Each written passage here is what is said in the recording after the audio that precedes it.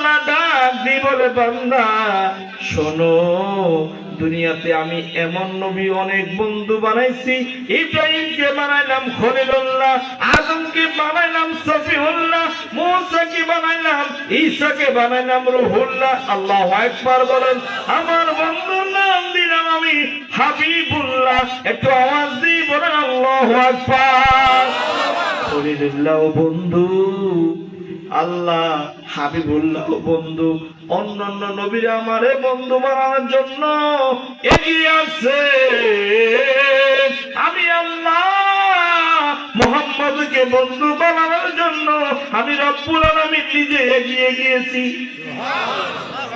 ইন্নাকা আলা খুলুকিন আযীম। আল্লাহু আকবার। আমার বন্ধুরে তো উত্তম চরিত্র, সুমহান চরিত্র,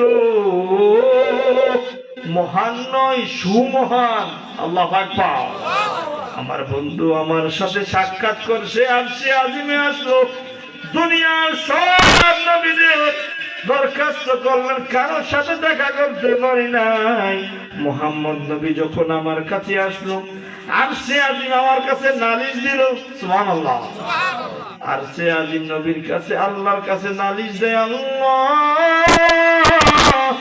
তোমার বন্ধু আমি আরশে আজিমে এসে জুতা ঘষতেছে। সুবহানাল্লাহ।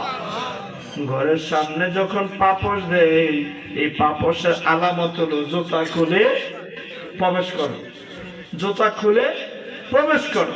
আর মূর্খরা কি করবে? জুতা পায়ে দিয়ে ঢুকে। ঠিক কিনা বলে? জ্ঞানী লোক যখন পাপোশ দেখবে, এই পাপোশে পাওয়াটা